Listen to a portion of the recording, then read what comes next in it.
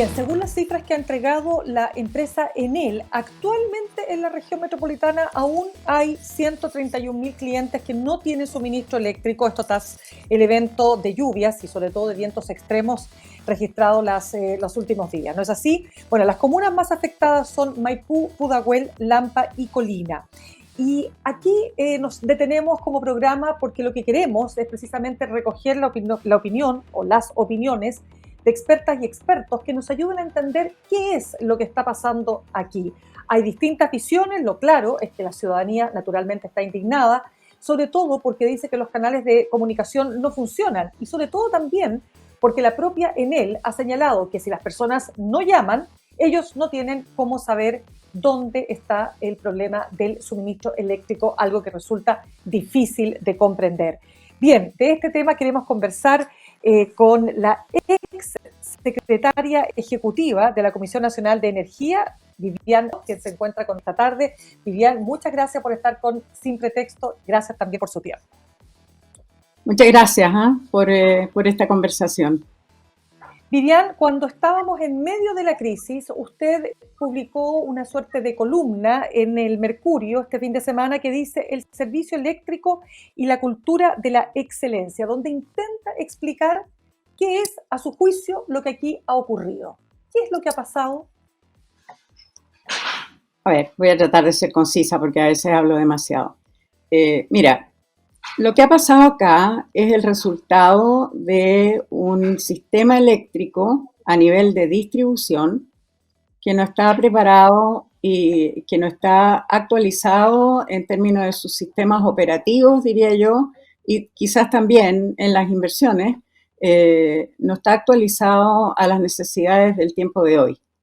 Eso, y para ir, digamos, para explicar un poco mejor esto, esto tiene varias facetas, digamos, y estoy hablando de sistemas porque son muchas las empresas distribuidoras que han tenido los mismos problemas, no es una, aunque siempre tenemos esa tendencia a centrarnos en la región metropolitana. Correcto. ¿A qué me refiero con no estar a la altura de los tiempos? Bueno, claramente nosotros tenemos que entender, digamos, que Santiago, Concepción, Valparaíso y otras ciudades han crecido muy rápidamente, quizás en los últimos años, y se han extendido en términos del territorio. Eso significa de que los sistemas obviamente se ponen a prueba porque esa expansión requiere extender muchas líneas, y al extender muchas líneas, pasando incluso por algunos sistemas que son rurales, si no se tiene, digamos, la rigurosidad, yo no quiero ponerle adjetivos porque tampoco se trata de acusar a las empresas, pero sí, el cuidado que hay que tener para que en cada punto de la red se pueda entregar energía con el mismo estándar, es un cuidado que a veces se dificulta cuando es una red que está en gran expansión. Eso es lo primero que quisiera decir. Entonces, obviamente, en mi opinión, si uno observa la red, se da cuenta de que claramente hay mucho que decir. En primer lugar, es impresionante cómo no se mantiene, digamos, la limpieza de la red, en el sentido de la cantidad de cables que están ahí, muchos de ellos sin utilizar.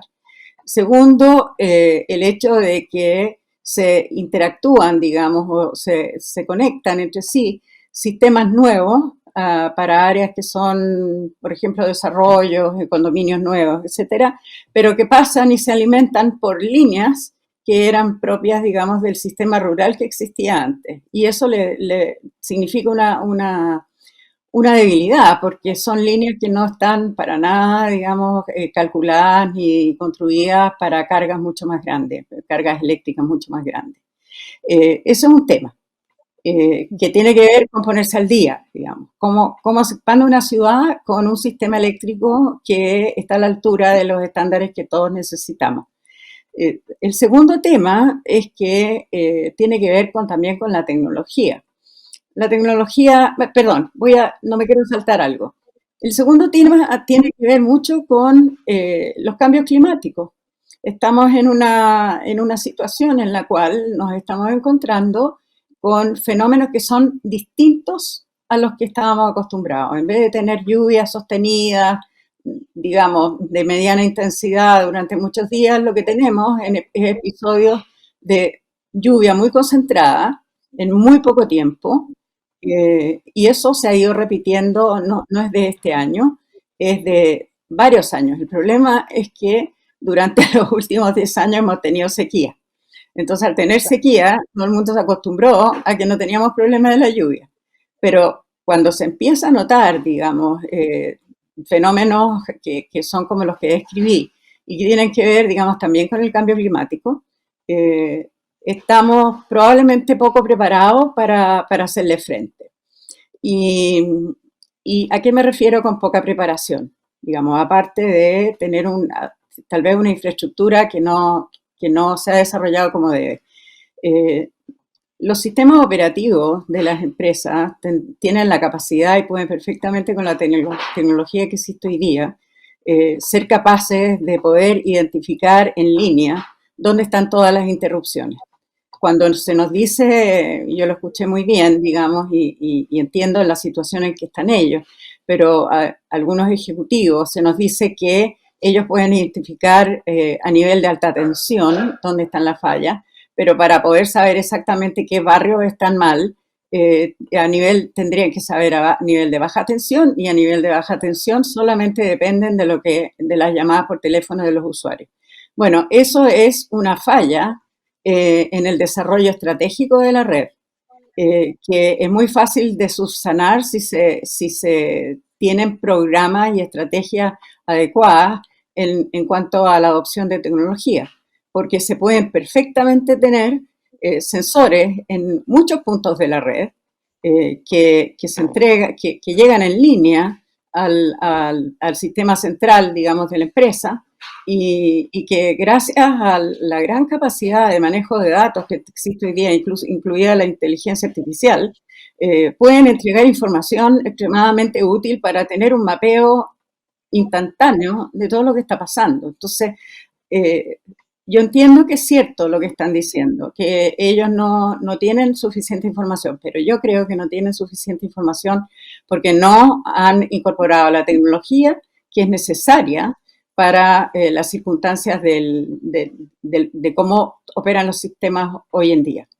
Entonces, claro, pero ahí, Vivian, nos podemos detener un segundito ahí, que es muy importante lo siguiente, porque usted dice, ¿no es cierto?, que esto se podría si hubiera tecnología, pero resulta que expertos dicen sí, pero lo que pasa es que cuando se intentó establecer esa tecnología, que fueron los famosos medidores inteligentes, en el año 2017, eso tuvo un revés, porque se asoció además a un alza en las tarifas. Entonces, ¿cómo se tiene un sistema tecnológico que además que sea eficiente, de ser eficiente, no termine aumentando aún más el precio de las tarifas, de la cuenta de luz?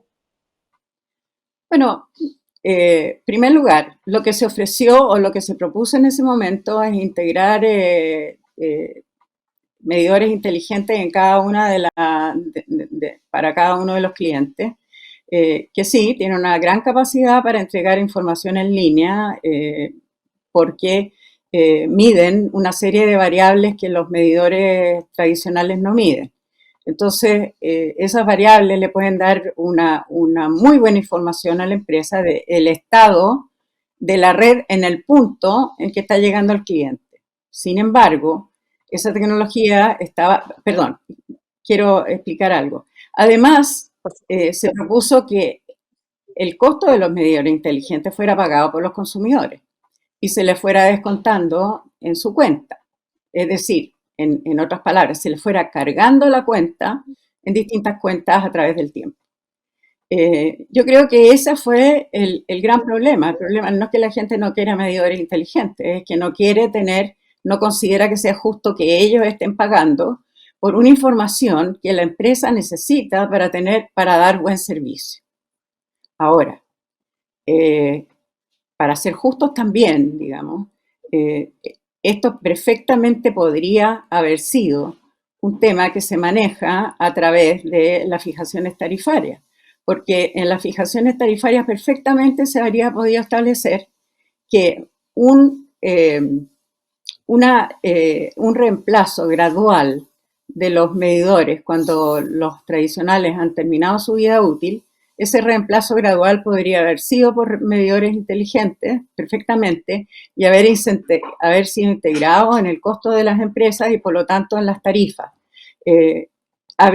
No habría requerido un aumento tarifario necesariamente, porque cuando se ponen las tarifas, cuando se miden las tarifas, uno a través del tiempo obviamente que va incorporando costos, pero también hay economías de escala en la distribución eléctrica que hacen que otros costos estén bajando.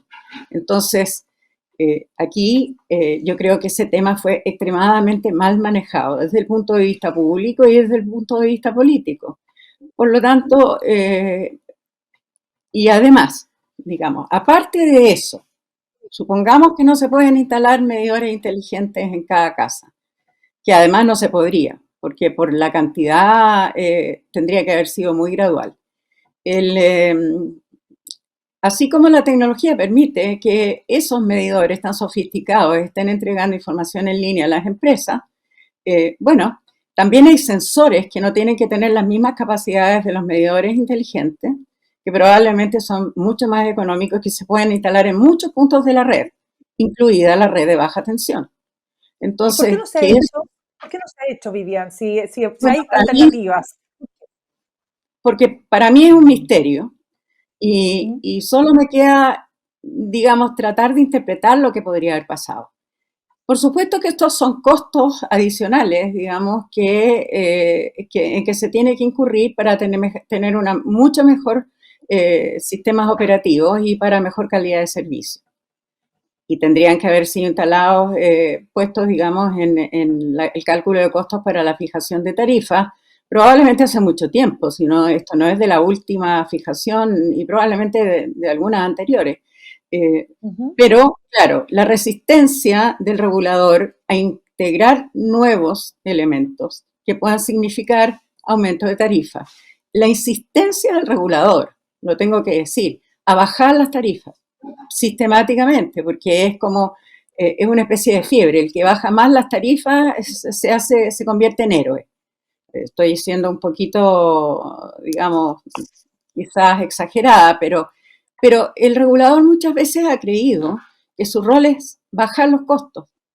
Sí, probablemente sea, pero yo creo que el rol es a lograr que haya sistemas eficientes y bien adaptados y que estos sistemas sean resilientes, que entreguen seguridad de servicio para los consumidores. No necesariamente que sean las tarifas más bajas que se podría conseguir, porque la tarifa más baja sería prácticamente sin ninguna ni continuidad ni calidad de servicio. Entonces, yo creo que Correcto. aquí no es un problema que la empresa no quiera hacerlo, es un problema que el sistema organizacional del sector no está Ya. trabajando de la manera que debería. Vivian, pero hablemos de un tema, estamos conversando con la ex secretaria ejecutiva de la Comisión Nacional de Energía, Vivian Blanlot. Vivian, pero hablemos de dos temas que han estado también en la conversación. El primero, y diríamos que es el más irritante, es que la forma que tiene la empresa de responder al usuario o al cliente cuando esta persona llama, ¿no es cierto? Finalmente, bueno, van a decir que están colapsados, que esto es una emergencia, que nunca antes se había visto, se habla de estos vientos de 120 kilómetros por hora, por eso que la emergencia ha sido peor incluso que del terremoto del 2010, etcétera, etcétera. Pero el punto es que no hay nadie que responda. Y usted en su columna hace mención a aquello, al manejo de la Yes. información. ¿Qué nota le pone usted a Enel y a las otras empresas de distribución respecto de ese punto? Bueno, yo tengo la experiencia, digamos, de todos quienes me rodean en cuanto a la empresa que está en el área metropolitana. No sé si ha sido exactamente igual en las otras empresas. Puede haber empresas más pequeñas, digamos, que han respondido mejor a sus clientes, no lo sé. Pero cuando existe una situación así, en que los consumidores llaman y no tienen respuesta y que además se les dan respuestas equivocadas, con pronósticos que no se cumplen, yo diría que la nota es un 1, para ser, digamos, generosa y no ponerle un 0, porque es una obligación de cualquier empresa, no solamente de las empresas reguladas, es una obligación tener un relacionamiento adecuado con sus clientes. Los clientes no son simplemente alguien a quien uno le entrega un servicio o un bien y le cobra, digamos, es mucho más que eso. ¿Y Entonces, eso por qué, perdón, Vivian, porque tener un call center es más inversión? Tener un call center, digo, de personas no, pero es que, humanas mira, que atiendan, ¿o no? si tienes 1 millón de clientes con problemas, no hay call center que resista. La única manera es que cuando vas a tener, no sé, 100.000 personas llamando al mismo tiempo, no puedes tener 100.000 operadores en un call center. Entonces, por eso la gente se encuentra con una máquina que le contesta. Correcto. Ahora, lo que yo creo es que, pero hay sistemas, digamos, que permiten, digamos, eh, corregir eso, que no es necesario hacerlo así. Cuando yo decía que tú puedes tener sensores que te permiten saber las áreas en las cuales hay cortes con una cierta precisión, digamos, llegando a segmentos o barrios, eso se puede hacer con lo que yo explicaba antes, que es la tecnología de información que deberían estar usando las empresas para su operación. Pero eso, gracias también a la inteligencia artificial y otros mecanismos, eso se puede traducir en mapeos que puedan ser, estar, digamos, disponibles para los consumidores, que los consumidores puedan ingresar su dirección. Y se les pide el número de clientes, la gente no tiene la boleta a mano, se les pide nombre, apellido, a veces se les pide sexo. Por favor, o sea, lo único que se necesita es una dirección y el sistema debería automáticamente, no necesita ninguna persona apretando nada, el sistema debería entregar un mapa y en ese mapa va a aparecer dónde están las fallas y por lo tanto los barrios que están afectados. Y si la empresa quiere ser todavía como más proactiva, digamos, y es capaz de tener, si uno tiene en un mapeo como empresa, tú tienes en un mapeo la totalidad de las afectaciones y sabes perfectamente cuáles son tus capacidades en cuanto a cuadrillas que pueden ir a acudir a arreglar las fallas, tú perfectamente puedes planificar eso y decir, mire, yo no voy a poder hacerlo en este caso menos que en 3 días. Y el programa va a ser así, así, así, por los casos, digamos, de los barrios más afectados hasta los barrios menos afectados. El Claro. cliente, Vivian, sí. sí, perdón que interrumpa. Lo que pasa es que hay un punto y se nos No, va acabando el tiempo, entonces para poder tocar otro punto que usted plantea en su columna, que dice relación con lo siguiente. Usted dice que se suele señalar que el problema que tenemos es que el tendido eléctrico es aéreo en lugar de soterrado o subterráneo, como ocurre en los países desarrollados. Y usted dice, no, eso no es tan así. Ese argumento, dice usted, es un argumento que usted dice no solo es falso, sino que es abusivo para con la ciudadanía. ¿Por qué lo plantea de esa manera? porque se está entregando un argumento que el consumidor no tiene la forma, digamos, de juzgar si se le está diciendo la verdad o no, porque no tiene la información. Y es un argumento que, en mi opinión, es falso. Los sistemas en los países desarrollados, con los cuales nos tratamos de comparar, no necesariamente lo deberíamos hacer, son sistemas en que hay una mezcla de subterráneo y aéreo. En general, en las zonas residenciales, digamos, más periféricas, los suburbios, no hay sistemas soterrados, hay sistemas aéreos. Y los sistemas aéreos, la diferencia es que, en primer lugar, cuando uno ve, digamos, la forma en que están construidos, se da cuenta, digamos, que los estándares no son iguales, pero son aéreos. Y yo diría que dependiendo de la ciudad, porque hay ciudades que son, por ejemplo, muy pequeñas y la parte central, que puede ser incluso muy antigua, eh, se ha ido soterrando por un problema de que ya tampoco hay espacio para poner líneas. Eh, y la proporción puede ser mayor, puede ser 50 y 50. Yo te digo que si uno mira la mayoría de las grandes ciudades, es más o menos un 30% y un 70%.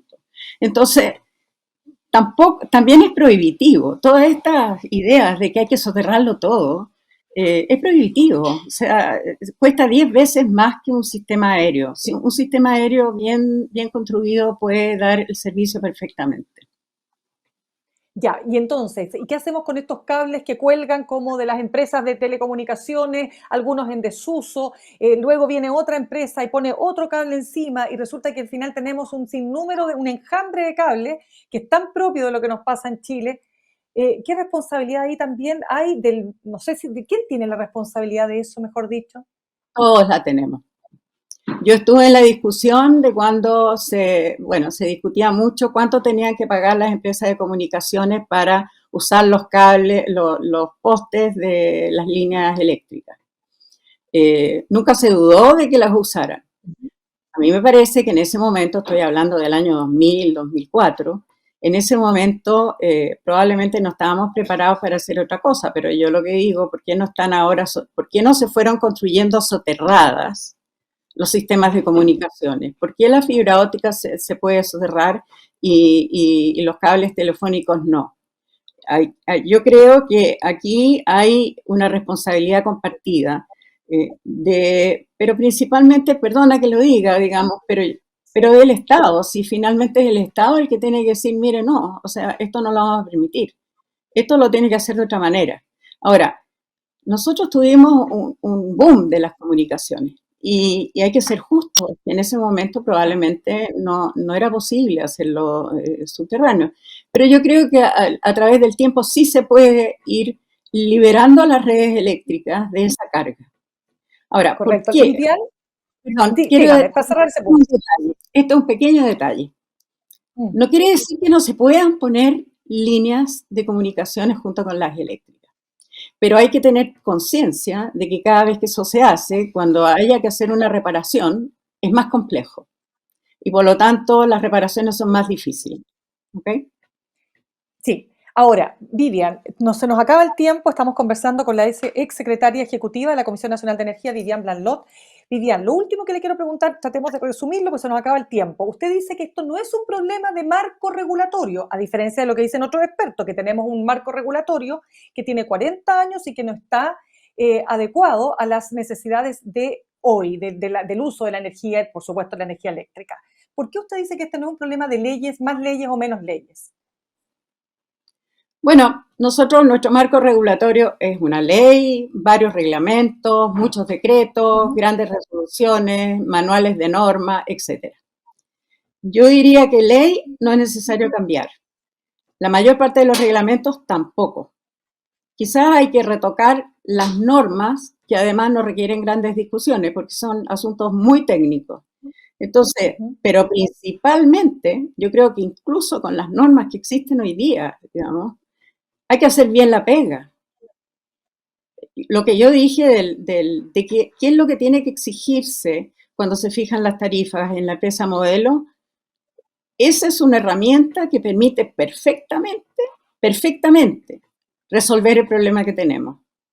Y como complemento de eso, tenemos que tener un fiscalizador que no reacciona solamente cuando hay una falla, sino que está permanentemente viendo cómo están operando las empresas, cómo se está haciendo el levantamiento de cables, cómo se está haciendo las reparaciones, cuántos cuadrillas efectivamente tiene una empresa en relación al número de clientes.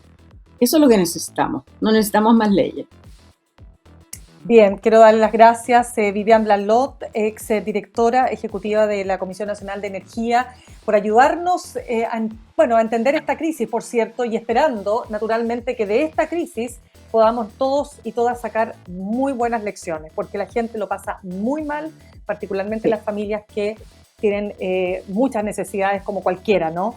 Y sobre todo porque estamos en tiempos donde la electricidad se ocupa demasiado. Hay trabajo online, hay pacientes que son electrodependientes, hay niños chicos, en fin, realmente es una situación muy caótica y que no nos podemos dar el lujo de repetir.